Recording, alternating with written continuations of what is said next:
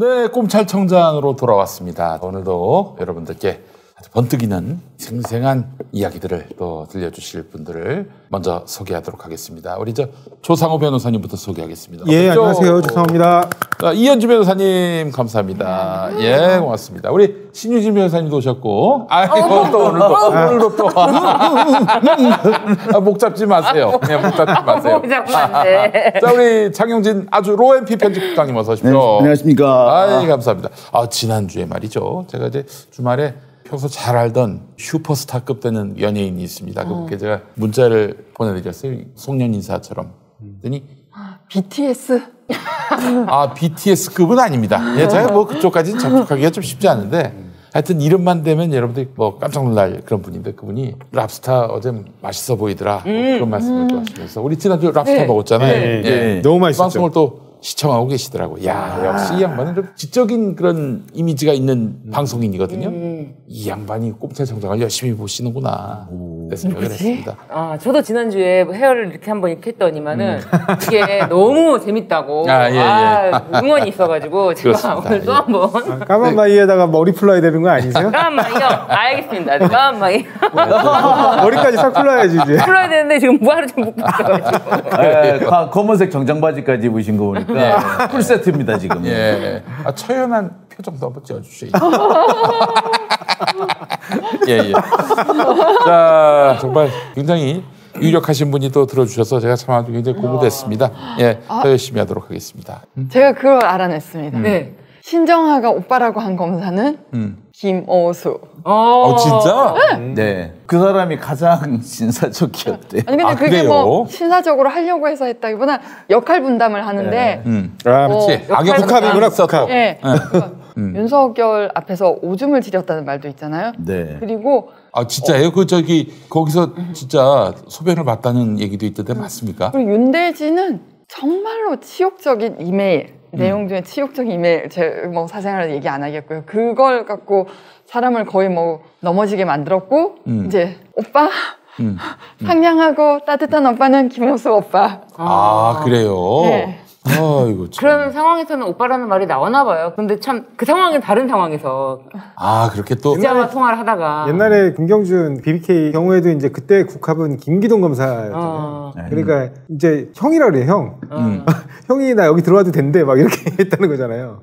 그 어르고 달래던 롤이 있는가 하면은 이제 완전히 그냥 저승사자처럼 하는 롤도 있고. 자기도 그거 하고 싶은데 괜히 나만 악역시키냐고 불만은 없습니까? 검사들이? 그게 얼굴에서나 뭐 풍기는 분위기로 그런 안아주는 역할을 하려고 해도 할 수 없지 않겠어요? 그렇지. 우리 저기 성렬이 형이나 윤대진이 그거 할 롤은 아니야 사실은. 김호수 검사도 뭐. 네, 사실 김호수는 그래도 좀 나요. 최재경 검사 같은 경우에도 그렇게 외모만 따지면은 부드러운 역할을 할 사람으로 보이진 않거든요. 근데 역할상으로 보면 부드러운 역할을 많이 했다고 해요. 그리고 제가 전해 들은 바로도 그분은 대단히 젠틀한 역할을 해가지고 특히 이제 그 피의자가 완전히 마음을 놓게 만들어대요. 그래서 거의 대부분 내용을 술술 나는 이제 확실하게 이제 빠져나갔다. 오히려 그래서 실수를 유도하는 그런 역할을 했던 것 같습니다. 그러니까 이런 정도였답니다. 심지어 피의자가 있는 인맥 없는 인맥 다 이용해가지고 제발 3차장 좀 만나게 해달라고. 제발 그분에게 조사받고 그분을 좀 만나게 해달라고 해가지고 하면은 정도로 꼭 만나준대요. 꼭 만나주는데 그것도 보면 꼭 자기 방으로 모셔와가지고 따뜻한 차 한 잔을 드리면서 딱 이렇게 얘기를 하시고 싶은 말씀이 있다고 들었습니다. 어느 분께서 말씀하셨는데 하시지요. 그래가지고 가만히 듣고 있대. 그러고 마치 잘 받아 적는답니다 또. 잘 받아 적어놓고 그다음에 충분히 듣고 난 다음에 그러면 잘 알겠습니다 하고 나갈 때는 또 90도로 인사해서 다 거기서 나 보낸대요. 그래놓고 그 다음날 영장을 친답니다. 영장을 친다고? 예. 유명한 사람이죠 아주 그걸로. 최재경 검사장이 인천지검장으로 있을 때도 민주당에 이제 뭔가 이렇게 사건이 걸려서 찾아가면 정말 잘해줘요. 그러면서 나오는 사람들이 다 하나같이 나 최재경이랑 친해 이렇게 느끼게끔 하거든요. 그렇게끔? 네. 느끼게끔 하는데 말씀하신 대로 여지없이 그 다음에 영장 나옵니다. 여지없이 영장 나와? 네, 그래서 당해본 사람은 최재경이라고 그래서 나중에 수사 기록을 딱 복사를 하면 그때도 얘기하거든요. 자기가 아직 미처 보호를 못 받아서 잘 챙겨보지 못했는데 챙겨보겠다 그랬는데 딱 제일 먼저 들어오는 게 고소고발장이잖아요. 예. 거기에 중요 사건 해가지고 이만한 직인빵이 빵 찍혀 있고 거기에 최재경 검사장 도장이 꽝 찍혀 있습니다. 나중에 기소돼가지고 기록 복사하면. 근데 모르는 척하는 거예요. 근데 최재경의 그 검사 생활의 마지막은 유병헌 검거 실패? 그걸로 오명을 남겼죠. 그러니까 한상대 검찰총장에 대한 항명? 그게 이제 최재경하고 윤석열이 한 거 아니에요? 그렇죠. 반란을 일으켜가지고 반란군이니까 일단은 평정을 하기 위해서 김진태 총장이 최재경을 신임을 했지만 일단은 내부에서 항명을 한 사람이니까 인천지검장으로 가 있어라. 거기서 지방을 한번 더 내려가죠. 저기 지방에 한번 내려갔다가 맞아요. 전주에 한 번 가. 전주인가 어디가 한번 내려갔다가 다시 인천으로 올라오죠. 그러면서 일부러 굳이 구호파 사건을 세월호 사건은 굳이 인천에 보내요. 그러니까 사실 인천에 안 가도 될 사건인데 굳이 관할을 찾아가지고 이유는 그거였잖아. 세월호 출발한 곳이 인천이라고. 그거였잖아. 난 진짜 깨더라고 그때. 근데 그건 세월호 사건으로 공적을 쌓고 그래서 명예회복을 하라라는 건데 오히려 반대가 됐죠. 그게 유병헌의 행적에 관한 정보를 검찰이 독점했다고 해요. 근데 검찰은 인력이 적지 않습니까? 수사관 검사뿐인데 그렇지. 경찰하고 협조를 하고 정보 공유를 해야 되는데 뭐 그 당시 신엄마 뭐 도와주던 사람들로부터 들은 정보를 김엄마하고 내가 그래서 그것 때문에 김엄마라는 별명을 얻게 된 거예요. 그래서 말입니다. 제일 놓친 게 한 번 크게 드러난 건 그 숲속 단장인지 거기서인데 사실은 3번을 놓쳤다라는 풍문이 있고요. 한 번은 심지어 확실하다고 해서 김진태 총장이 서울에서 인천에 와서 인천에서 기자회견 준비까지 했는데 놓쳤다. 는 말이 있죠. 그게 뭐 거의 다 잡았다라고 생각하고 실제로 기자회견 준비를 한다는 얘기까지 있었어요. 그래가지고 인천으로 가야 될 것 같다는 얘기를 저도 들었었거든요. 가야 되나? 근데 인천까지는 못 가지. 그 밤중에 어디 가? 이러고 인천에서 하라고 그래. 라고 그래서 그날 좀 자버렸거든요, 사실. 그러면서 아침에 막 깨지겠네 하고 일어났는데 아무 일이 없는 거야. 그래서 왜 아무 일이 없지? 이러고 있었는데 알고 봤더니 그 사이에 놓친 거죠. 알고 봤더니 놓친 거였던 거죠. 저는 솔직히 뭐 그런 얘기 하잖아요. 뭐 특수부 검사들 보고 엘리트 코스를 걸었고 뭐 수사력이 뛰어나고 어쩌고저쩌고 했는데 저는 특수부 검사들이 기본적으로 수사력이 뛰어나다는 말에 동의하지 않습니다.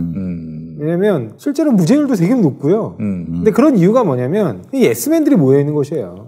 특수부가? 네. 위에서 딱 시키는 대로 그냥 와꾸 짜가지고 무조건 치고 들어가는 스타일이거든요. 내가 그 고정관념을 깨야 되겠네. 예스맨은 공안부에 다 몰려 있는 줄. 아니에요. 특수부도 마찬가지. 과거에 뭐 이렇게 빨갱이 수사하고 그래서 그쪽인 줄. 거기는 이제 심지어 이제 증거를 조작해서 만들어내기도 하고 예전에 많이 그런 거 익숙한데. 특수부도 사실 만들어내요. 솔직히 말하면. 그렇죠. 근데 특수부는 뭐 도찐개찐이다. 모자이크들을 맞출 때 자기들한테 가장 그럴듯한 그림으로 그리고 윗사람이 좋아할 만한 그림으로 모자이크를 왜곡해서 맞추죠. 그러니까 그런 거에 능하기 때문에 오히려 무죄를 별로 걱정 안 해요, 걔네들은. 나중에 특수사건들 보시면 상당수가 무죄 나옵니다. 특히 1심에서는 여론몰이 때문에 꽤 많은 부분에서 유죄가 나오더라도 항소심 대법원까지 가서 결국 결론 나는 거 보면 결국에는 용두삼이 과잉수사예요. 그러니까 3, 4년 뒤에 최종적으로 보통 파기환송심 이런 걸 해서 끝나고 보면은 거의 8, 90%가 무죄가 돼 있고 유죄가 나오는 거는 보통 별건. 그렇죠. 이런 경우인 거죠. 그리고 신나게 광파한 거죠. 그러니까 대검 중수부 폐지 논의가 나온 게 2009년에 최대 기록을 찍는데 상고심에서의 최종 무죄율이 23.8%. 그러니까 4명 기소하면 1명이 무죄. 이거 높은 거 아니에요? 엄청 높은 거죠. 엄청 높은 거죠. 보통 10% 오면 난리가 나요. 그렇죠. 다른 데는. 그래서 대검 중수부 폐지가 제가 말씀드리면 약식 포함해서 10%가 안 되고요. 9. 몇 % 정도 나오고 그 다음에 약식을 빼면 정식 기소된 사건 중에는 2% 내외예요. 그렇죠. 무죄율이. 저 약식 모르는 분들이 있는데 약식은 먹는 약식이 아니라 벌금. 벌금형. 벌금형. 그러니까 그게 어떤 때 한번 그런 적이 있으니까 무죄율이 한 7%가 나온 적이 있어서 발칵 뒤집어진 적이 있어요. 뒤집어질 만한. 왜 무죄율이 이렇게 높아졌느냐면은 위원이 나가지고 그러니까 간통죄 위원이 나가지고 간통죄 그동안 위원 받았던 사람들이 전부 다 무죄를 다시 재심심 해가지고 다 무죄 나온 거예요. 그러니까 갑자기 무죄율이 확 늘어나 버린 거죠. 그래서 7%가 나왔는데 그걸 빼고 하니까 역시 2%밖에 안 되더라. 이게 이 특수부 검사의 수사 방식, 뭐 검사들 중에 그 꽃 중에 꽃, 최고 특별한 칼잡이들만이 간다는 대검 중수부 그 허상을 보여주잖아요. 무죄율이 제일 높았고 그런데 여기서 또 윤 후보의 걸어온 길을 볼 수 있죠. 그럼 문제가 되는 대검 중수부 총장 하면 사건을 하면서 정치적 의도로 수사를 하니까 결국은 언론으로 빵빵 두드려 놓고 나중에는 무죄 받는다라고 해서 폐지 움직임이 났을 때 저항을 한 게 윤 총장이잖아요. 아, 그래요. 우리 이제 중수부 없애는 네, 그때 최재경하고 같이 우르르 몰려간 일당 중에 한 명입니다. 예. 그 서초 식당, 서초 성육점 거기 가가지고. 그래서 한산대 총장 막 술 먹고 했다는 막 육박지르고. 잠시 후 하얀스마트 금기념 특별세를 시작하겠습니다. 저희의 첫 번째 프로모션 자율주행 셔틀입니다.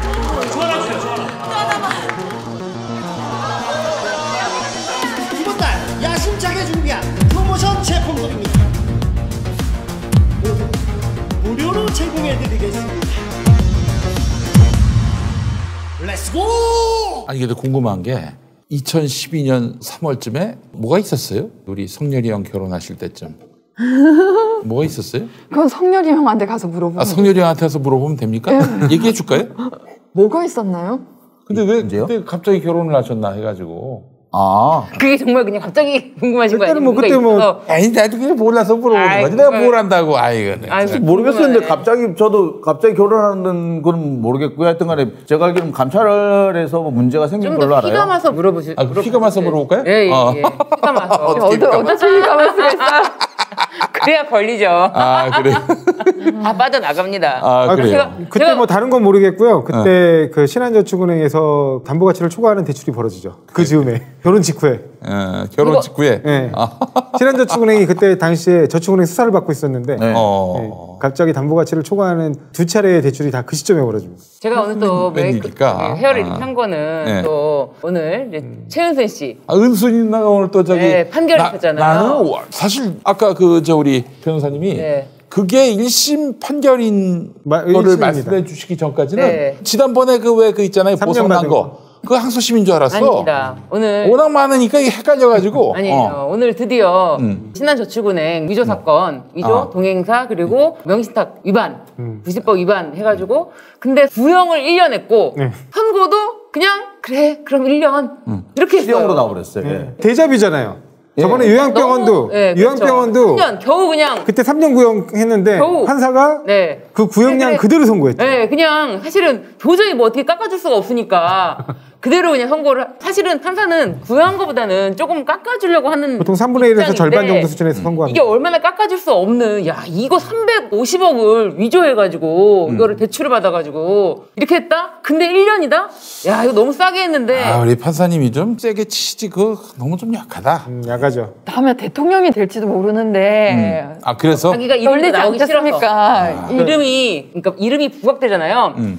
검찰이 구형한 것만큼만 때리면 자기는 그냥 할 일 했다라고 되는데 그것도 좀 근데 어찌됐든 자기 딴에는 나름 한 거예요. 네, 근데 검찰이 구형한 것보다 더 많이 때리면 자기 이름이 대서특필되잖아요. 자표가 이른바 찍히잖아요. 이른바 울려치겠다라고 네, 자표가 표현하는데. 찍히기 때문에 그거를 피하기 위해서 1년 구형에 1년을 받았다. 정말 이런 비판을 할 수밖에 없는데 아니 350억을 위조해가지고 와, 오늘 제가 진짜 택시를 탔는데 오늘은 그 얘기를 하시더라고요. 아니 어떻게 그렇게 간이 크냐. 350억을 위조할 수가 있는 사람이라면 어? 어떻게 그럴 수가 있냐. 어떻게 총 4장을 위조한 기사님이 그렇게 네, 말씀하셨다고? 택시기사님이. 오. 택시기사님이. 저는 이해가 안 가는 게 예. 표창장 그거 가지고 징역에 4년씩을 때리는데 예. 이거는 350억 문서 위조 아니야, 짜리를 문서 위조. 이게 뭐냐고. 이게 정말 이 대한민국이 앞뒤가 맞는 나라 맞습니까 이거? 제가 형평성 있는 나라 맞아요? 제가 이 사건 판결문을 읽어봤거든요. 네. 다 읽어봤는데 아, 벌써 읽어보셨나요? 예. 벌써 확보하셨군요. 판결문을 읽어봤는데 네, 좀. 이 판결문에서 또 똑같이 나타나는 현상이 있어요. 뭐냐면 기억하시는지 모르겠는데 과거에 지금 저희 민주당에서 현안 대응 TF가 이미 발표를 했습니다. 그렇지. 잠실 아파트 60평짜리 아파트를 명의시작했다고. 그 명의신탁의 유력한 증거가 과거 정대택 씨와의 소송에서 증언을 해요. 근데 그 증언이 위증으로 판명이 난 거예요. 각종 증거들을 네, 통해서. 네. 근데 그 위증이 뭐냐? 그때 당시에 그 아파트는 60평짜리가 넘는 지금 시가 22억이 넘는 아파트입니다. 그 아파트가 사실은 최은순 씨 건데 동업자 명의로 명의신탁을 해놨다는 거예요. 근데 증언할 때는 명의신탁이 아니고 그게 내 거다 진짜. 그렇게 증언했다가 위증죄로 벌금 50만 원 약식 기소돼가지고 벌금 맞습니다. 웃기죠. 너무 걸리는데 약하죠. 무슨 위증 걸리면 원래 죽습니다. 그렇죠. 근데 거의 이게 감옥에 가죠 보통. 더 웃긴 건 뭐냐면 범죄로 지금 취급했나 봐. 네, 더 웃긴 건 정대택 씨는 당연히 자기 사건에 대한 위증에 대한 판결을 받고 싶었으니까 위증으로만 고소를 했지만 사실은 명의신탁이에요. 그렇죠. 그러면 명의신탁, 그러니까 부동산 실명법 맞아요. 위반도 수사를 해가지고 마땅히 네? 기소를 해야 되거든요. 그걸 빼요. 굳이 안 합니다. 그리고 실명법 위반으로 기소했으면 원래는 행정청의 통지도 이루어져요. 네, 맞아요. 그래가지고 가진금 과징금이 바로 나옵니다. 네, 나오죠. 그러니까 그런 것도 안 한 거예요. 근데 이 사건 이번에 장모 선고 나왔잖아요. 이 사건도 동일한 패턴인데 장모가 단순히 그거를 잔고증명서를 위조해가지고 뭐 어디 이렇게 활용하는 데만 쓴 게 아니라 중간에 그러다가 그 땅을 결국에는 신탁회사로부터 삽니다. 네. 샀는데 계약금 4억 1천만 원을 내고 샀다가 잔금을 못 마련해갖고 계약금을 몰치당해요. 그랬더니 소송을 제기합니다. 지금 그 판결문에 다 내용이 나오는데 그 소송을 제기할 때 이 위조 문서를 소송의 증거 자료로 첨부해서 해요. 맞아요. 소송 사기잖아. 소송 사기예요. 소송 사기는 또 이번에 기소 안 한 거예요. 꼭 이런 식이에요. 아니, 왜 이렇게 해? 원래는 봐주게 하는 거예요, 네. 사실은. 그러니까 이게 말이 안 되는 게 이번 거에 또 만약에 지금 최강욱 의원이나 이렇게 고발을 해가지고 이제 결국에는 하기 싫은 거 억지로 기소한 거잖아요. 기소한 안 할 거잖아요. 수는 없고. 근데 사실은 이거 수사하다가 소송 사기 사건이 있네. 당연히 인지해가지고 추가 기소를 그것도 같이 기소를 해야 되거든요. 그거를 또 빼요. 이거는 진짜 유죄가 절대 고발한 거 이걸 고소한 가지고 거. 기자들이 묻잖아요. 그럼 뭐라 답하는지 아세요? 별건 수사는 안 하는 게 원칙입니다. 또 이럽니다. 아니 진짜로 별건 그래요? 수사가 뭐냐면 별건으로 수사해서 만약에 강제 수사로 나아가는 네. 과정에서 핑계를 그렇게 댄다니까. 내가 그게 이게 별건이라고 얘기하는 게 아니고요. 네. 검사들이 이렇게 핑계를 댄다니까요. 그 말을 듣는 순간에 할 말이 없어져요. 근데 너무 명백한 게 이미 이 사건 수사 과정에서 여죄가 드러나면 여죄 수사는 당연한 겁니다. 별건 인지고. 수사가 아니에요. 네. 그렇지. 그거는 당연히 허용되는 여죄 수사고요. 그 여죄 수사를 해서 기소를 했어야 마땅한데 동일한 패턴으로 과거와 마찬가지로 동일한 패턴으로 이번에도 깔끔하게 고발된 것만 기소하고 그것도 구형량도 최소한해서요. 그리고 정말 중요한, 왜냐하면 소송사기 그거는 사기 피해 금액, 원래 사기 맞아요. 피해 금액이 4억 1천만 원, 액수가 커요. 보통 우리가 변호사 다 알지만 사기 1억당 1년씩 계산하잖아요. 맞아요. 보통. 그럼 4억이면 적어도 3년 선고될 수도 있는 사건이에요. 그러니까 그런 사건들에 대한 중대한 범죄를 또 기소를 빼버립니다. 이게 동일한 패턴이에요. 뺀 거는 빼고. 네, 근데 딴 부동산 거구나. 실명법에 지금 형사처벌, 형사범하고 상관없이 관계없이 과징금 얘기를 하셨잖아요. 과징금이 부동산 가격의 100분의 30, 그러니까 네, 30%. 거기다 또 이행강제금이 있어요. 맞아요. 이행강제금은 그러니까 자기 명의로 안 돌리면. 회복해라 이라는 걸, 그러니까 첫 해에 100분의 10, 그 다음 해에 100분의 20. 그러니까 총 합하면 100분의 60? 그러니까 제가 그걸 정확히 설명드릴게요. 그러니까 과징금은 원래 100분의 30 범위 내에서 네, 정하게 돼 범위 내에서. 있는데 나중에 시행규칙까지 가서 보면 시가가 10억이 넘는 부동산의 경우에는 15%입니다. 15%. 그래갖고 15% 과징금을 매기게 되어 있고요. 그래서 이 사건 같은 경우는 그러면 원래 15%를 매기고 근데 그럼에도 불구하고 실명 등기를 안 하면 그 다음에 첫 해에 지금 말씀하신 대로 10%의 이행강제금을 물려요. 근데 그럼에도 또 실명 등기를 안 하면 그 다음 해인 2년차 때는 20% 이행강제금을 물리고요. 그 다음에 이행할 때까지 매년 20%씩 이행강제금을 물려요. 아, 그래요. 네. 그럼 최 교수는 그걸 다 피해간 거. 그렇죠. 근데 그걸 다 안 한 거죠. 그러니까 빨리 송파구청장께서는 우리 당이시니까, 네. 민주당이시니까 네. 조사하셔가지고 이 장기 미등 기자인 명의신탁에 대해서 신속하게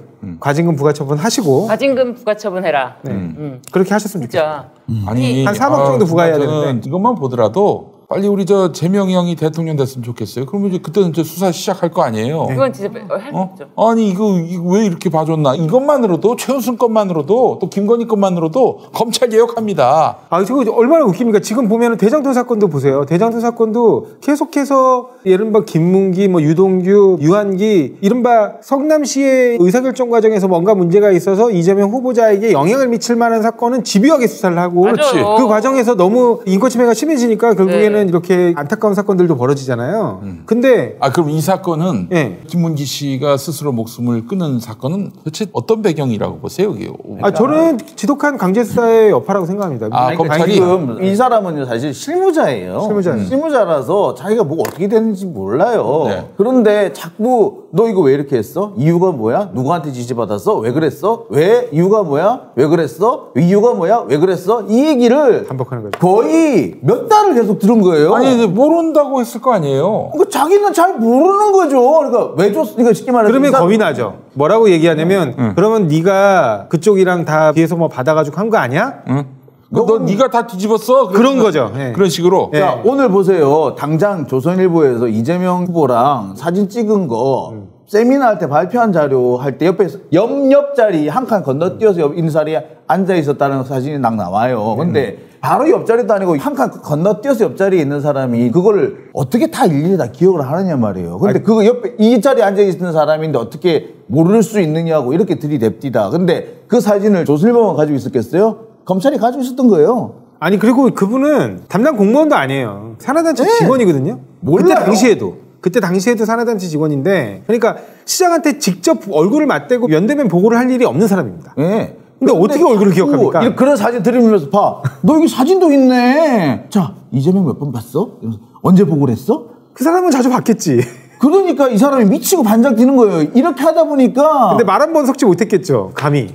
근데 게다가 또 이분이 이제 김문기 이 차장이 이미 사망 직전에 이제 중징계 처분을 받았잖아요. 그 중징계 처분을 받은 게 이제 나는 이렇게 몰아가서 나를 이런 식으로 완전히 끝장을 내려고 하는구나. 중징계 처분을 받은 게 아니고 네. 중징계 예정의 징계 절차를 진행하겠다는 통지를 받았어요. 통지? 예정 통지예요. 네, 맞습니다. 기사에는 중징계 처분을 받은 것으로 파악됐다 이렇게 보도가 돼갖고 그렇지 처분을.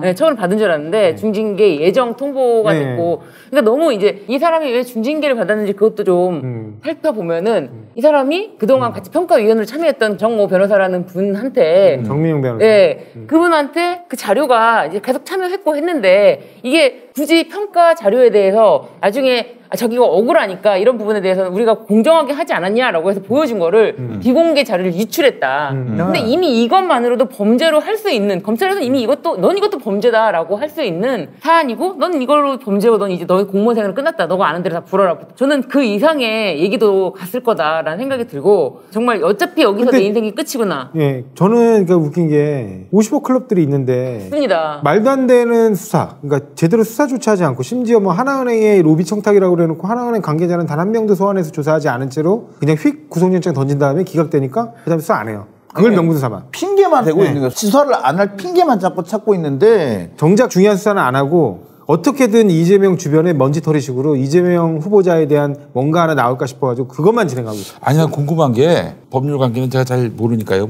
근데 난 이런 뭐 의문을 갖고 싶어요. 야 너희들 그러다 이재명 대통령 되면 어쩌려고. 주고 자기들이 막으면은 네. 안 된다고 생각을 하는 거죠. 아니 그렇지 않아요. 제가 볼 때는 윤석열처럼 야 뭐 마음에 안 들면 우리도 맞짱 뜨면 되지 뭐 이렇게 생각하고 그런 있는 그 거예요. 마인드야. 네, 여전히 검찰 개혁 안 하니까 이 꼬라지가 나온 거야. 여전히 맞짱 그러니까 뜨면 그럴 거예요. 자기들 아마 이래가지고 문제 생기면은 우리가 옛날에 수사를 제대로 했는데 수사했다고 저렇게 우리한테 보복한다 이렇게 할 걸요 아마. 그런 식으로 보복하면 안 네, 되지. 그런 식으로 그런 식으로 보복하면 안 되지 그러면. 그런 식으로 핑계를 댈 딴방법으로 거야. 가야지 그러면은. 네. 자, 그러니까 그렇게 할 건데 제가 보기에는 이 검사들은 아직 버릇을 못 고쳤어요. 이게 김태훈 사부장 제가 안 그래도 김태훈이 지지율이 떨어지니까 사부작 거리기 시작했다면서요.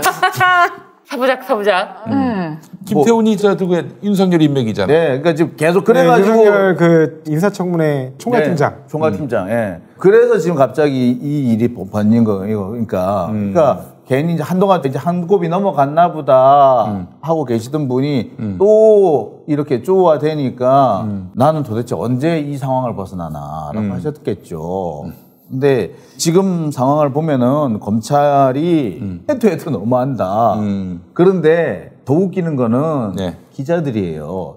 제가 볼 때는 이 사건에서 절반의 책임은 언론에 있습니다. 사람 하나 바보 만들었거든요. 그리고 앞서서 돌아가신 유한기 씨 같은 경우도 마찬가지입니다. 책임의 절반은 언론에 있습니다. 그렇지. 언론이 살인자예요. 예. 그렇게 해놓고는 이제 와가지고서는 그 책임이 전부 다 이재명한테 있다는 식으로 하는데 그치, 정말 뻔뻔스럽게 자기들의 그지 없어요. 자기들의 이제 잘못을 감추려고 하는 거지 지금. 그래놓고 마치 이제 배임죄에 대해서 입증이 어려워질 것으로 전망된다 이런 식으로 쓰고. 그러니까 근데 국힘 쪽 지지하는 사람들은 이재명은 정말 무서운 사람이다. 이재명 옆에 있다간 다 죽어나간다.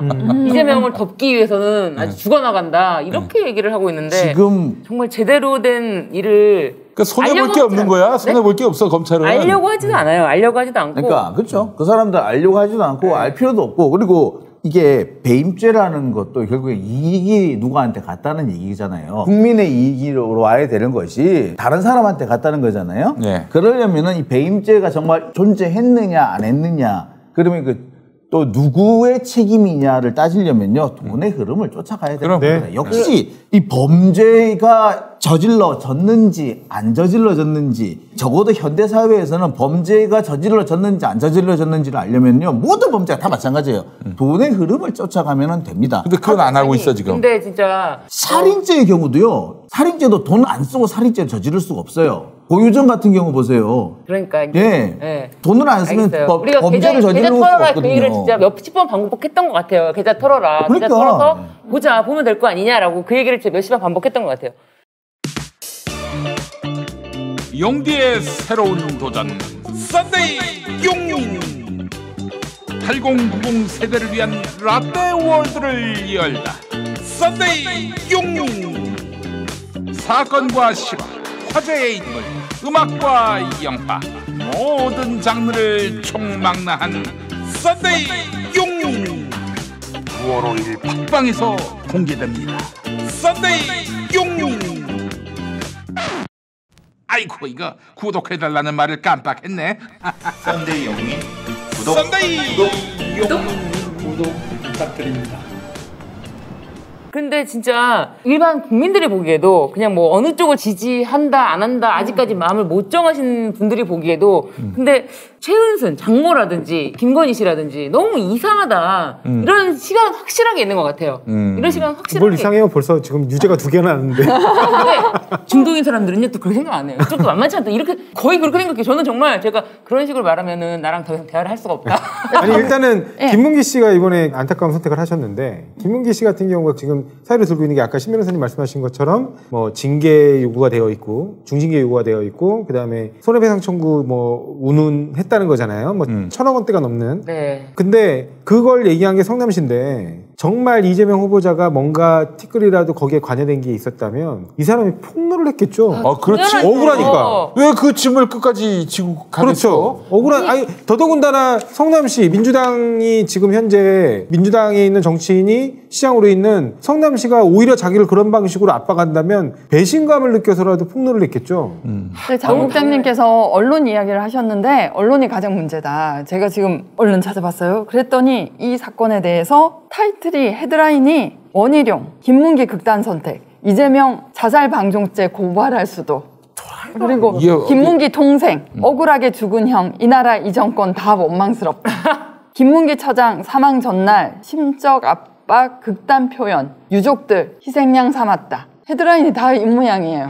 아니 그 유한기 씨 돌아가셨을 때도 그런 식이었어요. 그런데 다행스럽다고 해야 될지 모르겠는데 하여튼 간에 마지막으로 통화하신 분이 저랑 어떻게 연락이 선이 닿아가지고 그분이 저한테 전해주신 얘기가 있어가지고 마지막에서 그분이 그 하셨던 얘기를 검찰 언론이 날 죽이려고 한다. 그 얘기를 전하는 바람에 그나마 이재명 후보한테 모든 걸 뒤집어 씌우려다가 미처 그렇게 하지 못했던 거예요. 근데 그렇지. 이번에 김문기 씨 같은 경우는 그런 게 없으니까 무작정 다 뒤집어 씌우려고 하는 것 같아요. 지난번에 그 유한기 본부장 가족의 그 인터뷰를 딴 데가 아주 로엠피였습니까? 가족의 인터뷰가 아니었고요. 마지막 지인인데, 통화. 마지막 지인. 이분이 이제 돌아가시기 전날 지인하고 통화를 하시면서 이렇게 억울해 하셨다고 그러면서 검찰하고 언론이 날 죽이려고 한다. 이런 식으로 나투하되는데 내가 앞으로 어떻게 살 수가 있겠냐. 나 이미 다 돈 떼어먹고 나쁜 놈이 돼버렸는데 내가 어디 가서 어떻게 내 공직 생활을 할 수 있겠냐. 이렇게 얘기를 한참 이렇게 하소연을 하시더라는 거죠. 그 김경록 씨 피의자가 된다. 그 책에 보면 나와요. 이렇게 김영철 검사라고 정말 2시간 만에 자살 충동에 이르게 한 사람이었다. 그러니까 검사들도 이 검사의 수사 스킬을 높이사고 두려워한다는 거예요. 그래서 2시간 면담했는데 김경록 씨가 10년간 정경심 교수를 언제 어디서 만났고 무얼 했고 얼마짜리 밥을 사 먹었고 2시간을 얘기하고 나니까 정말 자기 인생이 잘못된 것 같은 그래서 화장실에 가서 10분간을 울고 내가 어느 쪽으로 뛰어내릴까, 검사실 뒤에 창문으로 뛰어내릴까, 그 복도 양 끝에 베란다에서 뛰어내릴까를 고민하다가 이제 변호사가 정신 차리라고 해서 다시 검사실에 가서 조사에 임했다, 그 얘기가 나오거든요. 그러니까 안 겪어본 사람은 모르죠. 제가 그 얘기를 들으니까 저는 사실 언제적 얘기가 생각나요. 제가 고등학교 때 예. 그때 제 고등학교 예. 그때 말씀하셨어요. 제 기억이 나네요. 제가 전교조 때. 1세대거든요. 그러니까 전교조 선생님들이 이제 강제 해직을 당하시던 그 모습을 제가 이제 봤었어요. 그래가지고 선생님들을 돌려달라면서 이제 시위하던 바로 그 학생들이 저희들이거든요. 근데 그때 1989년? 그렇죠. 89년. 예. 그때 이제 경찰서에 붙잡혀갔어요. 지금으로 하자면 부산시 경찰국, 부산시 치안본부구나. 예, 치안본부의 뒤에 대공분실이라고 있어요. 거기를 갔었는데 지금도 기억나는데 아주 불온한 청소년이었을 거예요. 그렇죠. 불온 청소년이었죠. 등치는 우리 김용민 PD님처럼 이렇게 그렇고 얼굴은 그런 디테일 말고 아주 핵심을 좀 말합시다 우리 좀. 있어봐요. 근데 지난번에 했던 거니까 핵심만 말해요 또. 들으신 분은 혼자만 들으셨어. 아니 이 방송에서 저는 몰라요. 근데 아주 흉측하게 생기신 분이 계셨는데 핵심을 합시다 핵심. 아니, 벌써 끝났을 얘기인데 자꾸 이러고 있으니까 이해가 못 끝났잖아. 예, 그래요. 그분인데 그분하고 얘기를 하는데 딱 30분 지나니까 자살하고 싶더라고요. 그러니까 그래요. 거기서 조금만 뛰어나가면 부두거든요. 부산 8부두인가 그래요. 그러니까 영도다리 밑이야. 뛰어내리고 싶더라고요. 봐요, 끝났어요. 아니 근데 그러니까 얘기만 안 해서 바로 끝났다니까 왜 그래? 아니, 제가 아니, 이런 어떻게 마음을 흔들었기에 뭐라고 하던가요? 그냥 마음이 여리신 분이에요. 땀만 두 건 들이면은 마음이 여리신 분이에요. 그러니까 정말 어떤 스킬로 좋아됐길래? 우리 어머니 계셨어요, 앞에. 앞에 어머니 계신데, 뭐라 그러는 게 아니라, 아유, 어머니, 여기 이렇게 애 관리 잘하세요. 이러다가 우리 어머니 육아협 하실라. 저 민주화 유가족 육아협. 협의회. 민가협이 아니고 육아협. 예. 누가 생각이 떠올랐어요. 내가 저 새끼를 여기서 때려 죽일까? 그러니까 민가협이 어머니. 아니고 육아협이 된 예. 거잖아요. 예. 때려 죽일까? 아니면 내가 확 죽어버릴까? 그 생각이 들더라고요. 씹새끼들입니다. 예. 정말 용서할 수가 없어요. 아니 근데 이런 수사 관행이야 뭐 어제 오늘 있었던 일도 아닌데 뭐 하고 있어요? 지금 이 수사와 관련해서 박범계 장관이 이거 도대체 어떻게 된 일이길래 조사 받는 사람들마다 이렇게 자살하느냐, 이거 지금 수사가 너무 막 나가는 거 아니냐라고 한번 좀 견제구를 날릴 상황 아닙니까? 아니 노무현 대통령 돌아가신 걸 곁에서 가까이 봤던 박범계 장관이 말이죠. 뭐 셀카 찍고 있는 것 같은데. 근데 검사들이 공수처 가서 이해하는 그 기준으로 검사들이 수사하면 됩니다. 손준성이 국가인권위원회 진정했잖아요. 눈을 동그랗게 뜬다고 하더라. 아니 눈을 뭐 그렇게 동그랗게 뜨십니까? 압박받았다, 모욕받았다. 자기네들이 이해하는 그 수준으로 수사하시면 됩니다. 아니 근데 김건희 씨, 제가 우리 지난번에 이 자리에서도 얘기했지만 김건희 씨의 그 허위 경력으로 인해서 이제 채용이 되고 그로 인해서 또 월급도 받았다. 그럼 이거 사기죄까지 검토해봐야 되는 거 아니냐. 네. 그래가지고 2013년도에 안양대에도 그 경력으로 이력서를 제출했고 2014년도에 국민대에도 그 경력으로 이력서를 제출했고 국민대에서는 무려 5학기 동안이나 겸임교수로서 재직을 했는데 이것에 대해서 사기죄 검토가 된다면 이건 공소시효가 아직 문제되지 않을 때거든요. 사기죄는 공소시효가 10년이니까요. 그래서 지금 시민단체가 이제 고발을 했다고 하네요. 고발을 했으니까 이 문제에 대해서도 계속 얘기를 해야 그나마 좀 논의가 되지 않을까 싶은 생각이 들 정도예요. 왜냐면 최현순 씨도 어떻게 보면은 평범하게 살다가 2013년도에 벌어진 일 가지고 지금 어쨌든 선고를 받았지 않습니까? 그때 거의 공소시효 만료를 앞두고 기소를 억지로 우리가 왜 안 하냐 해가지고 겨우겨우 기소한 거 아닙니까? 뭐 억지 친형으로 했어도 1년을 구형했고 실형이 선고가 났고 그 요양병원 사건도 마찬가지예요. 다 덮여있던 거고 다 덮여있던 거를 끄집어내서 진짜 고발하고 계속 얘기하고 방송에서 관심을 갖고 그러면은 김건희 씨도 도이치모터스도 아직까지 꼼짝도 안 하고 있는데 검찰이 너무 답답한 거예요. 도이치모터스는 저는 거의 빼박이라고 보는데 저도 그렇게 생각해요. 이거를 빠져나갈 수가 없다. 이 계좌를 까면 아까 말씀하신 계좌 까면 빠져나갈 수가 없다. 이 출렁이는 이거를 윤석열의 지지율 압숫자가 2가 되면 수사를 달라질 수 있다. 저는 진짜 빠져나갈 수가 없지 아니 저 않을까. 심지어는 뭐 정경심 교수도 지금 대법원 가 있는데 윤석열 지지율이 빠지면은 이게 무죄가 될 것이다. 파기환송이 될 것이다. 아니 그 얘기가 나온다는 건 이게 정말 이게 대한민국이 이게 도대체 아유.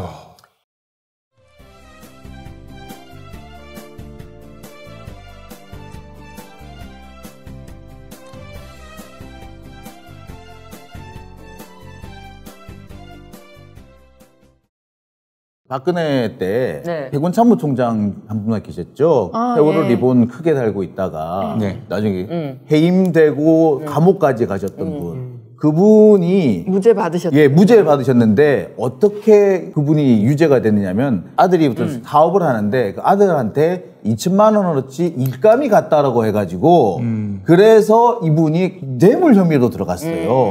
그 논리를 그대로 적용하자면은 김건희 씨 같은 경우는 사형감이에요, 이 정도면. 뭐라고요? 사형감. 아들하고 나하고는 이분 윤석열 대통령 되면 큰일 나시네. 아니 뭐 안 그래도 나한테 지금 뭐 하여튼 뭐 아들하고 나하고는요 원래 아들하고 아버지는 남남이에요. 솔직히 말씀드리면 남남이에요. 왜? 아버지하고 아들은 경제 공동체가 될 수가 없어요. 엄마하고 아들은 경제 공동체가 될 수도 있는데 아빠하고 아들은 절대 될 수 없거든. 경제 공동체도 아닌데 아들한테 간 돈이 나한테 온 돈이라고 그래가지고 그 사람이 뇌물로 됐단 말이에요. 그런데 김건희 씨 같은 경우에는 김건희 씨하고 윤석열 총장 같은 경우는 말 그대로 경제 공동체란 말이에요. 그런데 2천만 원도 뇌물이라고 해서 감옥에 보내놓고 근데 이 사람 같은 경우에는 몇 억? 지금 몇십억 되는 돈을 받았는데 조사조차도 안 하고 있다. 라고 한다. 이건 말이 안 되는 얘기죠. 이거는. 진짜로 이거는 다른 사람 같았으면 감옥을 몇 번을 가도 갔을 겁니다. 그러니까 2012년 3월에 윤석열 총장하고 김건희 씨가 결혼을 하잖아요. 네. 결혼을 한 다음에 그 해 7월에 네. 금감원이 신한저축은행에 대해서 고발을 합니다. 그래갖고 대주주하고 그다음에 임원들을 상호저축은행법 위반이에요. 근데 7월에 고발을 한 다음에 금감원에서 고발한 거예요. 기관 고발입니다. 그런데 그 다음에 2013년 1월 달에 석연치 않게 대주주들만 다 무혐의가 나와요. 그리고 그로부터 2달 지난 뒤에 신한저축은행이 최은순 씨에게 거액을 대출해 줍니다. 코미디죠. 네. 그리고 그 다음에 최종적으로 임원조차도 1,000억 원대가 넘는 부실 대출이었거든요. 근데 불구속 기소를 해요. 네. 이른바 이게 바지들이 들어갈 때 불구속으로만 되면 되거든요. 네. 임원들이 불구속 기소되고 다시 또 거액의 대출이 이루어집니다. 그 짧은 기간 동안. 그래서 최종적으로 담보가치의 최소 25억을 넘는 대출이 이루어져요. 그리고 그 채무자는 결손법인이에요. 그러니까 채무자의 그 어떤 신용력으로도 안 되는 것이고, 그 다음에 담보가치로도 훨씬 초과하는. 보통 저축은행이 아무리 대출을 많이 해줘도 담보가치의 80% 정도밖에 대출을 안 하거든요. 근데 이거는 담보가치를 훨씬 초과해서 담보가치의 한 50% 이상 더 초과하는 150% 이상의 대출 금액이 이루어져요. 특히 또 우리 그 돈이 어디로 갑니까? 양평으로 갑니다. 예, 맞습니다. 그 얘기를 하려고 딱 했었어요. 그리고 양평으로? 네, 그 돈, 공흥지구? 네, 거기서 또 그 돈으로 아파트 개발 사업을 해서 큰 돈을 버시죠. 자, 여기 아니 잘 그게 봐야 뭐 되는 게 대장동 간다는 얘기 있는데 들었어도 부산저축은행 아니요. 그건 또 별개의 흐름이에요. 별개야 또? 별개로 최은순 씨가 이렇게 해서 받은 거액의 대출금으로 양평에다가 땅을 투자해서 양평 아파트 사업으로 큰 돈을 법니다. 예, 그게 바로 그 저희가 무렵에 저번에 얘기했던 그 양평, 예, 바로 그 무렵에 양평 아파트 사업 허가가 나요. 허가가 나고. 예, 딱 그 무렵에. 이게 다 패밀리 비즈니스 아닙니까?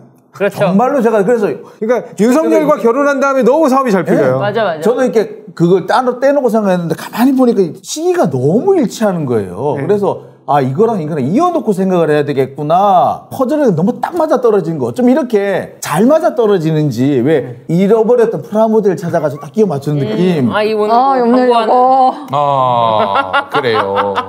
알겠습니다. 광고를 안 하네. 광고로 갑시다. 네. 바로. 그 나머지 자연스럽게. 역시. 자, 시작 방송인이야. 코퍼레이션의 태권브이 피규어를 소개하도록 하겠습니다. 김용민닷컴에 아주 귀한 물건이 입점했습니다. 국내 유일 김청기 감독의 로봇 태권브이에 관한 공식 라이센스를 보유한 시작 코퍼레이션의 태권브이 피규어입니다. 종류는 조립식 프라모델인 키즈 태권브이 1000개 한정판, 중국 피규어 브랜드 포포베와 제휴해서 생산한 2000개 한정판 포포베 태권브이, 그리고 15cm 크기와 안정적 움직임을 지원하는 슈퍼 태권브이 액션 피규어까지. 자, 이 밖에도 메탈 태권브이와 태권브이 책받침, 우레메, 나라라 슈퍼보드, 손오공, 팽수 등 인기 피규어도 순차적으로 입점될 예정입니다. 옛날에 이런 거 다 좋아했었는데 말이죠. 어렸을 때. 태권브이가 토실토실해요. 왜? 자, 그래요. 자, 온 가족이 함께 추억과 재미에 빠질 수 있는 대한민국 최초의 거대 로봇 태권브이 피규어를 김용민닷컴에서 저렴한 가격과 무료 배송으로 만나보시기 바랍니다. 아이를 위한 또는 나를 위한 크리스마스 선물로도 좋습니다. 자, 김용민닷컴은 코로나로 힘든 시간을 보내고 계시는 시청자 여러분께 조금이나마 도움이 되고자 연말연시에도 배송비 빵원 무료 배송 이벤트를 진행합니다. 쇼핑이 후원이다. 김용민닷컴. 김용